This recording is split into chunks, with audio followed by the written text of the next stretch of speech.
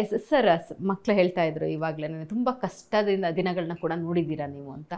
HMT ಫ್ಯಾಕ್ಟ್ರಿನಲ್ಲಿ ಒಳ್ಳೆ ಕೆಲಸದಲ್ಲೇನೆ ಕೂಡ ಇದ್ರಿ. ಹಂಗಿದ್ರೂ ಕೂಡ ಈ ಸಿನಿಮಾ ನಿಮ್ಮನ್ನು ಸಿನಿಮಾ ರಂಗಕ್ಕೆ ಹೇಗೆ ಸೆಳ್ಕೊಂಡು ಬಂತು ಅಂತೇಳಿ?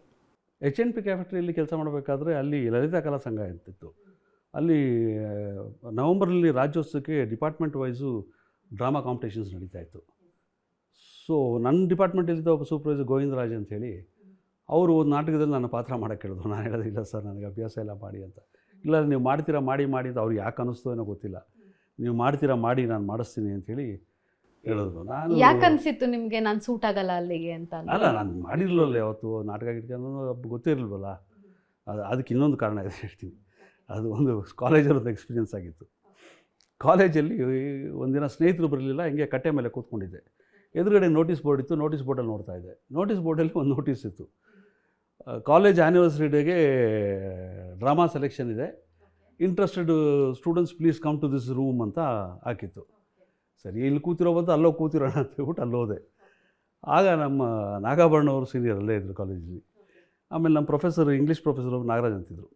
ಅವ್ರು ಎಲ್ಲರ ಕೈಗೂ ಡ್ರಾಮಾ ಪುಸ್ತಕ ಕೊಟ್ಟು ಆಡಿಷನ್ ತೊಗೋತಾಯಿದ್ರು, ಓದು ಅಂತ. ನನ್ನ ಟರ್ನ್ ಬಂತು. ಡೈಲಾಗ್ ಓದೋದು ಗೊತ್ತಿರಲಿಲ್ಲ, ಕೇಳಿದಾಗ ಪಾಠದ ಥರ ಓದೆ. ಏನು ರೀ ನೀವು ಇನ್ನೊಂದು ಸಲ ಓದಿ ಅಂದರು.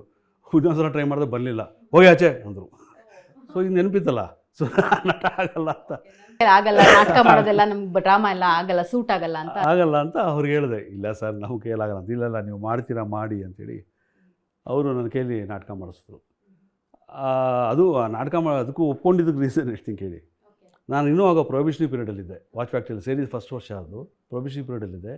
ನಾನು ಹೇಳಿದೆ, ಸರ್ ರಜೆ ಹಾಕಲ್ಲ, ಬರೋಕ್ಕಾಗಲ್ಲ ನನಗೆ ಪ್ರಾಕ್ಟೀಸ್ಗೆ, ಪ್ರೊಹಿಬಿಷನರಿ ಪೀರಿಯಡಲ್ಲಿದ್ದೀನಿ ಅಂತ. ಅವ್ರು ರಜದ ಬಗ್ಗೆ ಯೋಚನೆ ಮಾಡಿಬಿಟ್ರೆ, ನೀವು ಅಫಿಷಿಯಲಾಗಿ ರಜಾ ಕೊಡ್ತಾರೆ ಅಂದರೆ ಸ್ವಲ್ಪ ಆಸೆ ಬಂತು. ರಜಾ ಅಂದರೆ ಅಲ್ಲ, ಅದರಲ್ಲೂ ಕೂಡ ಆಗ್ತಾನೆ ಕೆಲಸಕ್ಕೆ ಸೇರಿದ್ದೀರಾ ಅಂದಾಗ ರಜೆಗಳಿಲ್ದೇ ಕೆಲಸ ದುಡಿಸಿರ್ತಾರೆ ಚೆನ್ನಾಗಿ.